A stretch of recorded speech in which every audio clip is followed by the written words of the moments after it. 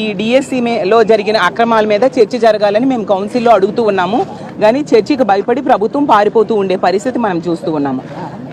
మేము ప్రతిపక్షం ఉన్న కౌన్సిల్లో మీరు చర్చకి అనుమతించకుండా, చర్చకి అవకాశం ఇవ్వకుండా, ప్రతిపక్షం లేని అసెంబ్లీలో ఇష్టం వచ్చినట్టుగా మాట్లాడేసి ప్రజలకి అబద్ధాలు చెప్తూ ఉండే పరిస్థితి కూడా ప్రజలందరూ గమనిస్తూ ఉన్నారు. లోకేష్ గారు ఇష్టం వచ్చినట్టుగా మాట్లాడుతూ ఉన్నారు. నిన్న అసెంబ్లీలో తీసుకుంటే 4 సార్లు సవాల్ చేశారంట.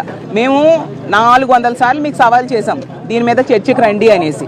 జగనన్నకు గనుక ప్రతిపక్ష నేతగా అవకాశం ఇస్తే ఖచ్చితంగా దీని మీద చర్చిస్తారు, అలాగే మీకు చుక్కలు చూపిస్తారనే విషయాన్ని కూడా తెలియజేస్తూ ఉన్నాను. అలాగే చంద్రబాబు నాయుడు గారు చెప్తూ ఉన్నారు జగనన్న వెనక గంజాయి బ్యాచ్ ఉన్నారని. దీన్ని మేము తీవ్రంగా ఖండిస్తూ ఉన్నాము. అసలు మీ ఎంపీఏ గంజాయితో దొరికారు, మీరు ఏం చర్యలు తీసుకున్నారు? అలాగే మీ ఎమ్మెల్యే చెప్పారు మీ ఎంపీ ఏమో పోలీసులతో కలిపి గంజాయి అమ్ముతున్నారు అనేసి. మరి ఎటువంటి చర్యలు మీరు తీసుకున్నారు? నిన్న తీసుకుంటే పోలీసులే గంజాయిని రవాణా చేస్తూ పట్టుబడిన పరిస్థితి కూడా మనం చూస్తూ ఉన్నాము. కాబట్టి లోకేష్ గారు అతని స్టేట్మెంట్లోనే స్పష్టంగా అర్థమైంది అక్రమాలు జరిగాయి అనే విషయాన్ని.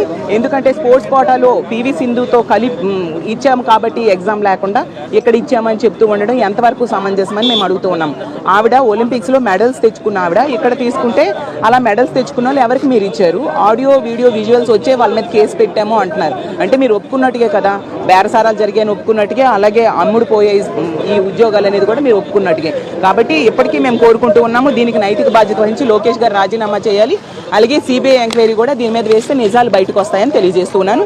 ఆ చర్చ జరిగేంత వరకు కూడా మేము కౌన్సిల్లో పోరాటం చేస్తామని తెలియజేస్తాం. మరిన్ని వీడియోస్ కోసం మన సిద్ధం స్టూడియోస్ ఛానల్ సబ్స్క్రైబ్ చేయండి. జై జగనన్న.